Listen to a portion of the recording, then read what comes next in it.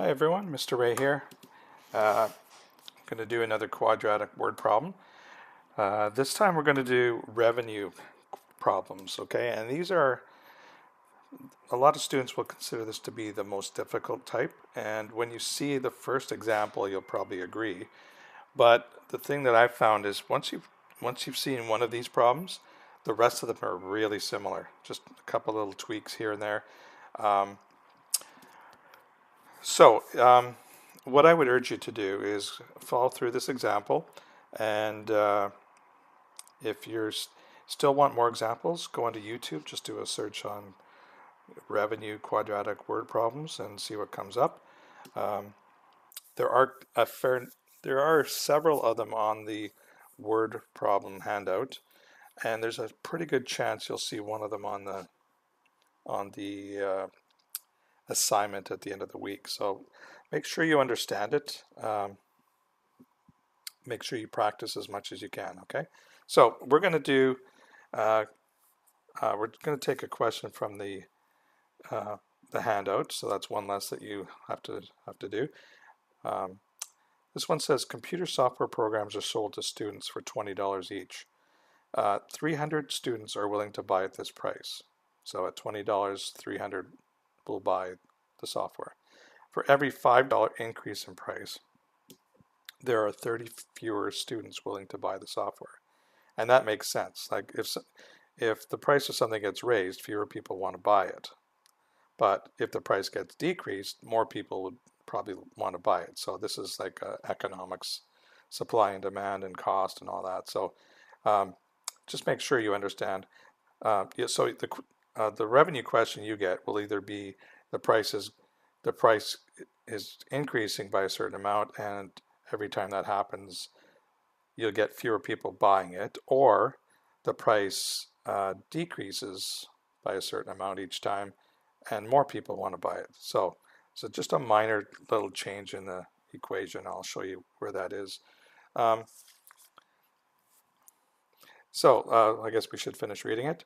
For every what is the revenue function that represents this? So this is basically building the equation, and then calculate the selling price that will produce the maximum revenue. And what is the maximum revenue? Okay, so you definitely have to do this with a quadratic model. I've seen some students try to do these questions by just guessing and checking, and it's well, for one thing, I asked you to use a quadratic model, but guessing and checking will not be an efficient use of your time here. So first thing we want to talk about is revenue, because this is a different type of animal question here. You have to understand the concept of revenue. So say I'm selling pencils, okay, and that's all I'm selling. So my revenue, if I'm selling pencils, will be the price I'm charging for one pencil times the number of pencils I'm selling. So that's basically revenue is the money coming in. It has nothing to do with how much does it cost me to make this pencil. It's just how much money am I earning from my sales. Okay, so the revenue is always two things, like I just said, the price per item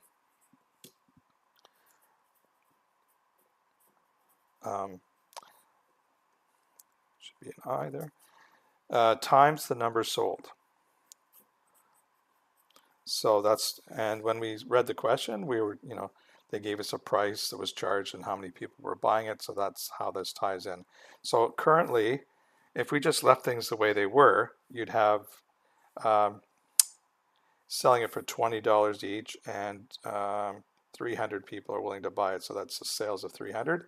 So 20 times 300 would be what would be $6,000. So currently, we'd be making $6,000. So uh, that's what it is right now. But we've been told, I guess somebody did a little survey, and out of the survey they said if we increase the price, we're going to make more money, obviously, but we're going to sell fewer. Um, so it's a bit of a trade-off. So which which price would maximize the revenue? So that's what we're going to do here.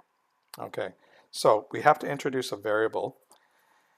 And it's not the obvious variable. The variable is not going to be what price should we charge, and I'll show you why. So um, I'm going to use n, let n represent,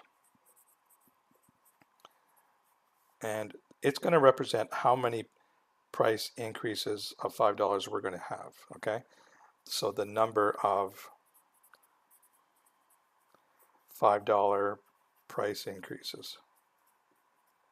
So what that means is, if n is 0, we didn't change the price. The price would still be 20 because that's what it is right now. If n was 1, that'd be one $5 price increase, so $25. If n was 2, it'd be $30, and so on. You could also have a negative for n. We're going to see that. So if n was, say, -2, what that actually means is instead of increasing the price twice, we decrease the price twice, $5 a time. So if n was -2, the new price would actually be $10. Okay, so when n's positive, it's the number of times we're increasing the price by $5. Okay, so let's start developing the equation, and we're going to do it right from this revenue equals price per item times number sold.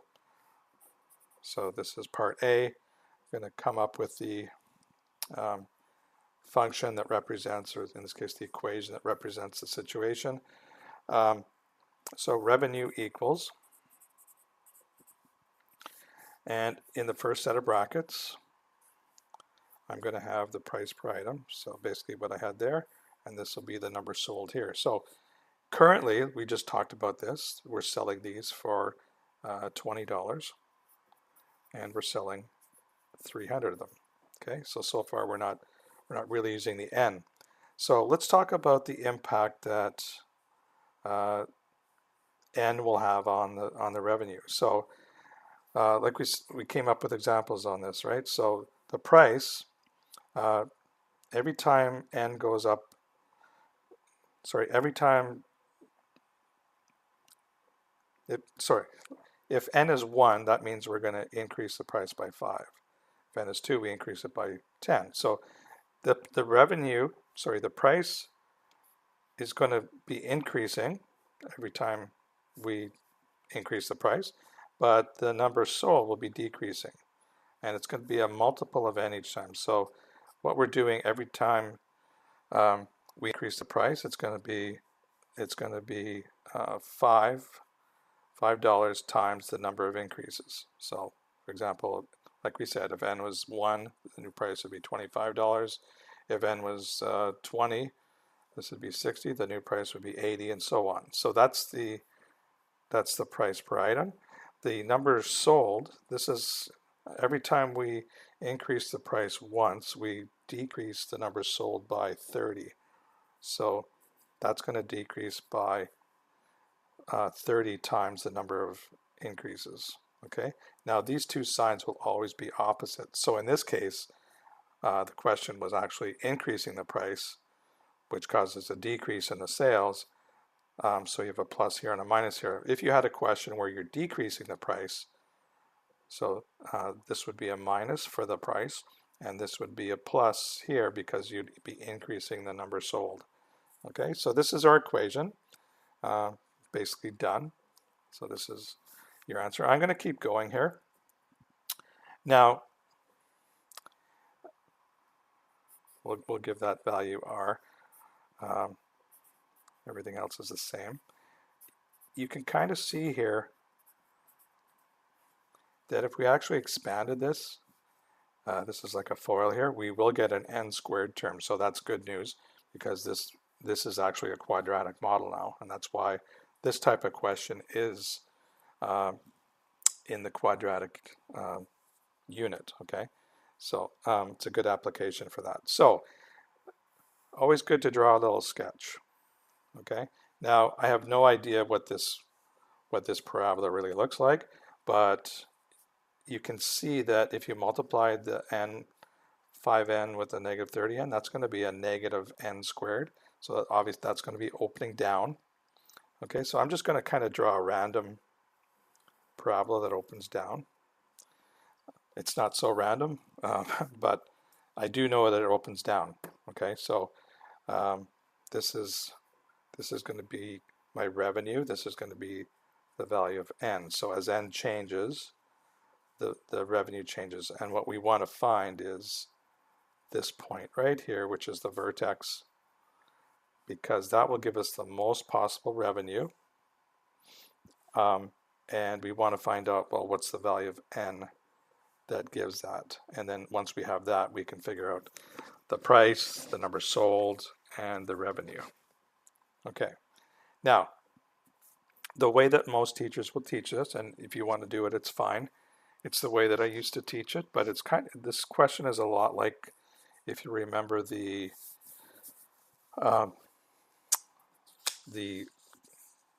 what was that? That was the rectangle, the fencing problem. If you've looked at that already, we had something similar where we had basically this is in factored form already. Okay, so what we're trying to find is the vertex. So if you're starting in factored form, you want to find the vertex. We could expand this, turn it into standard form. Then we could complete the square, and then once we have vertex form, there's the vertex, and that's totally fine. But what I've seen is there's a lot of room for mistakes there.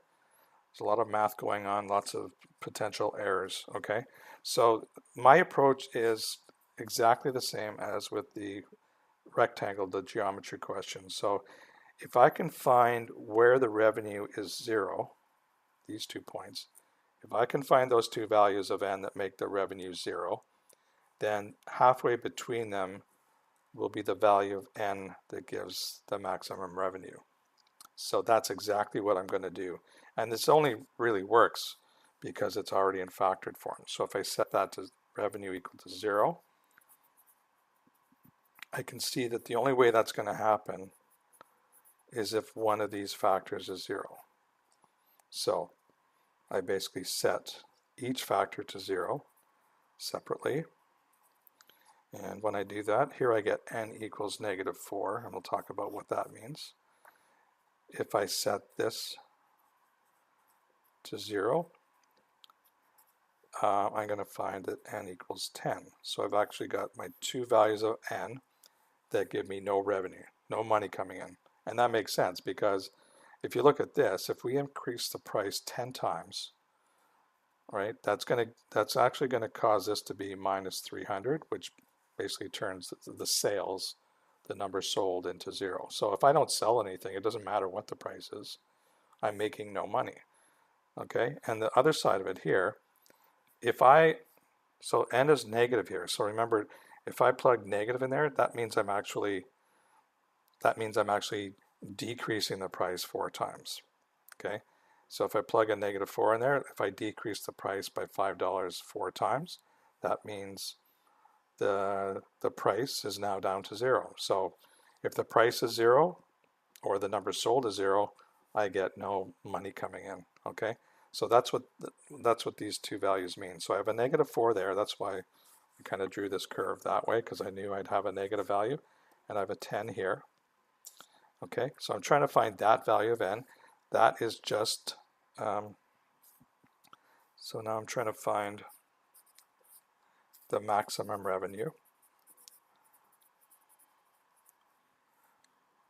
and that happens when n is the average of these 2. So I'm going to n equals -4 plus 10 divided by 2, so that's 6 over 2, so n is 3. Okay, so I can go back to my picture here, and that's going to be 3. So if I increase the price 3 times, that's going to give me the maximum revenue. So I've almost finished the question, and I haven't really done all that much math. Now, these questions can ask a variety of things, so I'm going to answer all the possible things that they might ask. So that's how many times we will increase the price by $5.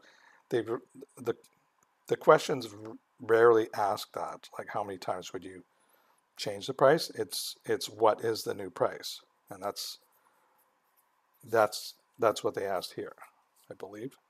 What calculate the selling price that will produce the maximum revenue. So the new price, remember, if you keep track of this bracket here, that's the price. right? So the price will be 20 plus 5n, but we've already determined to get the most revenue, n should be 3. So if we increase the price 3 times, the new price will be $35. Okay, so we've already answered the question they wanted for B, but let's keep going. Okay, so the other thing they could ask, how many would we sell? So the number sold is the second bracket here. So the number sold is 300 minus 30n, and n is 3 for the maximum revenue. So that's 300 minus 90. So we would sell 210 boxes of the software, or whatever it's sold by. And then the last thing could be the revenue. And in fact, that's what part C asks. So the revenue, you could plug your n back into here all over again, but you've already just calculated this. That's $35, and this is 210. So the revenue is just $35 times 210 sold, and that's $7,350. So that's the maximum revenue. Okay, now, should do a little check here. So remember when we didn't change the price, right? It was just $20 per software, 300 people want to buy it, and we said, well, that would be $6,000. So it's always good to go back and compare that, you know, because your maximum revenue better be at least as high as the 6,000. It definitely can't be lower. So in this case, it's $7,350. You know, that's like $1,300 higher. That seems to make sense. Okay, it's higher. And the other thing to check is it's reasonable. If your answer came back and it was like your new revenue is $2.5 million and change from 6,000, well, that seems a bit extreme. So let's just answer the question. So therefore, a selling price of $35 maximizes the revenue. So that's part B. And then part C, if we go back and look, says, where is it? What is the maximum revenue? Well, we just calculated that. So just to put it into words, maximum revenue, here we go, maximum revenue is $7,350. Okay, so if you look at the math, it's not, you know, it's not a lot of math. It's just setting these two factors equal to 0, averaging the values, and then plugging that value of n back into each of the brackets to get the number sold, the price, and the revenue, and then answer the question that you're being asked. Okay. Now building this equation, like I said, the first time you see it, it looks like some very difficult math, but you can see that these two numbers are always given to you. The original price, the current price, and the number sold go in the first position, and then you're going to have a multiple of n for both, and if you're increasing the price, it'll be plus the number of dollars per increase times n, and this will be subtract the number of people that won't want to buy it for every increase times n. Okay, now like I said earlier, if they switched the question around and they were decreasing the price by $5 and maybe 30 people wanted to buy it, then it'd be minus 5n plus 30n. Okay. All right, so hopefully that that makes sense. Like I said, if you want to get more exposure to different questions, you can go on to YouTube, but you're probably going to find that their approach will be slightly different. So getting the equation is exactly the same, so every technique would get that line, but how you actually find the vertex might be different. So I found the zeros, and then the average of the zeros gave me the vertex down here. You'll see a lot of people, a lot of teachers, students will expand this, expand and simplify it to standard form, and then complete the square. it's like I said, it's a lot of work, and I think this is a better approach. So if it makes sense to you, please use it. If you'd rather use vertex, change to vertex form to find the vertex, that's fine too. So whatever works for you is fine for me. Okay.